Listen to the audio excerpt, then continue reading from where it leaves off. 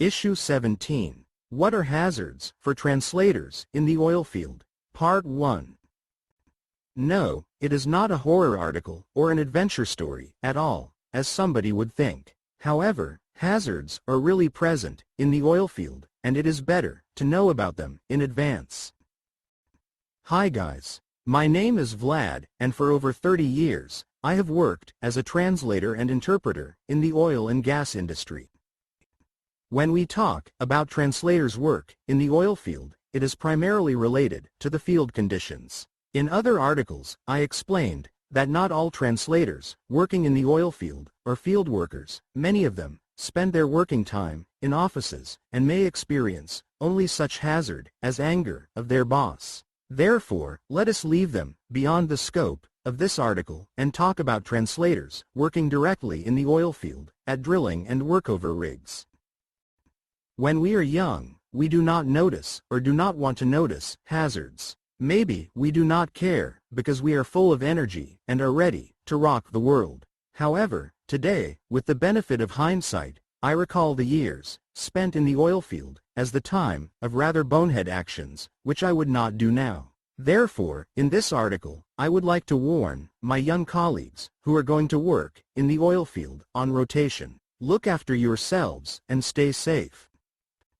Rather conditionally, I would classify hazards in the oil field into the following categories: weather conditions and natural phenomena. Depending upon the region of work implementation, you may encounter different environmental hazards. For example, in the south, somewhere in the jungle, there are regional specifics, high temperature and humidity, snakes and spiders, and so on. However, I work not there, but in the north, and will tell you about conditions in the tundra.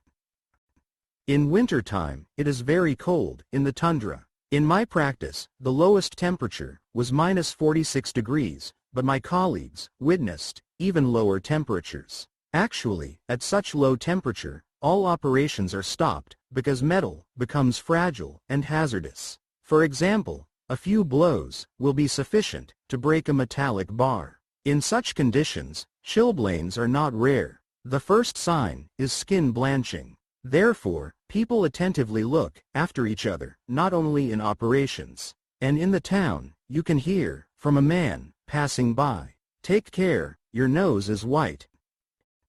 As a rule, an oil field is located rather far from the town, at the distance of over 100 kilometers. Traveling to such distances at low temperatures in a vehicle is normally permitted only within a train of vehicles.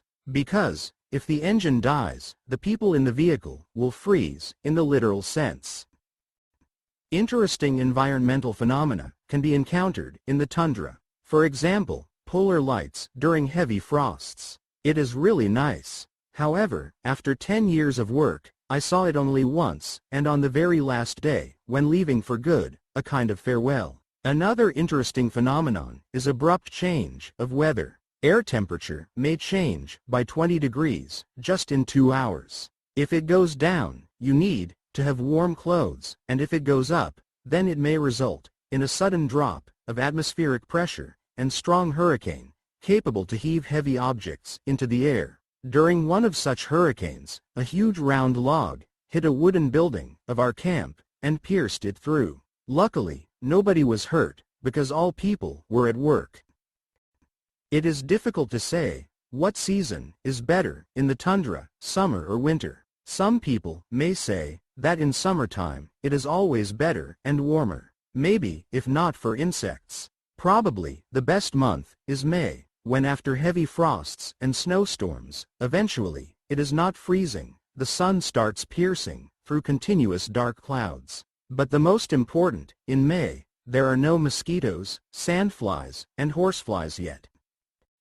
There are so many blood-sucking insects in the tundra that all people working there, without exclusions, have to apply special personal protective equipment. Summer oilfield protective suit consists of summer coveralls, rubber high boots with steel toes, gloves, safety glasses, hard hat, and mosquito net. Parts of the suit fully cover the body and are tucked in each other, providing for sealed body protection, excluding wrists and neck. However, that is quite sufficient for sandflies to get inside and cause damage. Mosquitoes start to appear closer to June. It would not be wise to describe mosquitoes as they are present practically everywhere if not for their regional, tundra specifics, size, exclusive range, and high quantity. The first attack. Large mosquitoes or parents. There are not so many of them. Their bites are not painful, and they do not bother you much. But that is so to say, contact reconnaissance or preparation for the main invasion. After about 3 weeks, there will be another attack of children. These are small mosquitoes, but in very big quantities, and their bites are much more painful. I have never seen such quantity of mosquitoes anywhere as in the tundra. To one extent or another, mosquitoes are present for the entire summer. However, by August, their number starts to decrease. Sandflies come in the middle of June. They are very small, very annoying, and hard-bitten midges. These animals attack in huge quantities. Sandflies find the most sensitive spots on human body, which you cannot protect, neck and wrists, get behind the collar, and into sleeves, and start traveling along the naked body, under clothes, continuously biting and causing itching, which you cannot get rid of in the process of work. Season of botflies or horseflies starts in July. Opposite to their brothers from the Midland, these guys are really big, and there are very many of them. Well, even very many, as well as mosquitoes. It is interesting that you don't feel their bites. Probably, they induce anesthesia. However, it is difficult not to notice consequences of such bites. If it is hot, or you do not want to make your clothes dirty, you roll up sleeves when working, and after some time, suddenly see that the arm, to the elbow, is covered with trickles of blood in case of several bites. It seems like horseflies do not just bite, they tear a piece of your flesh off, causing hemorrhage. That is why we called them flying T-Rexes.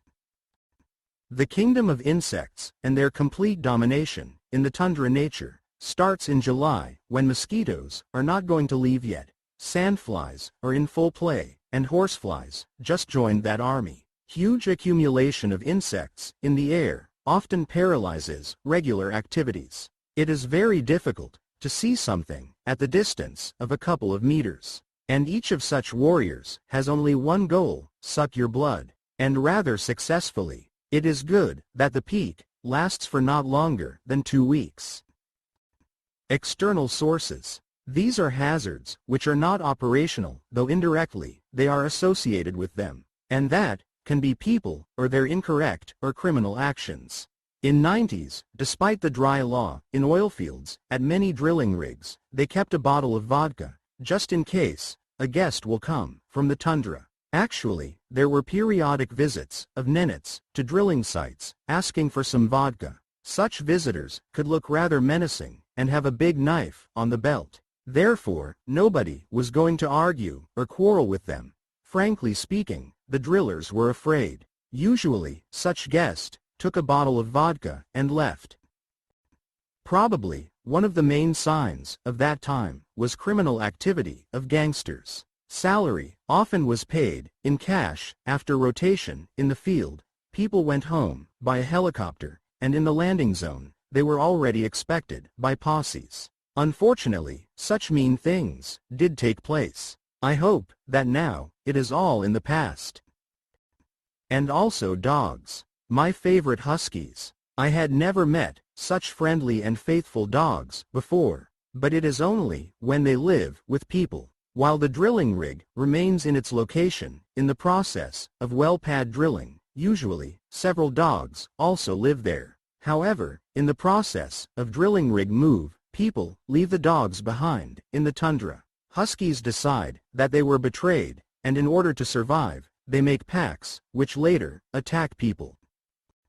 In the period of my work in the tundra, several persons did not return from fishing or hunting, and by all indications, they were killed by huskies rather than wolves. Opposite to wolves, such stray canines know behavior of people much better and are not afraid of them. Therefore, people had to start shooting the dogs down in the process of drilling rig move. Of course, it is cruel, but that time, it was the only way of fighting for survival. And in general, the tundra is not the place for walking alone. By the way, in forest tundra zone, you can also encounter wolves and bears.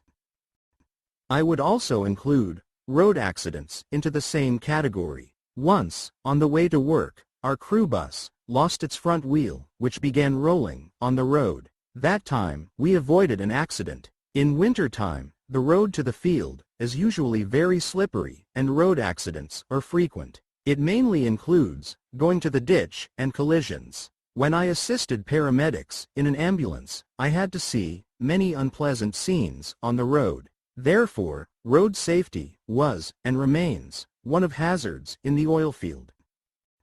That is all for now. Please write and call. For feedback, use our website, portal Petrotran, or Telegram channel, Petrotran Plus.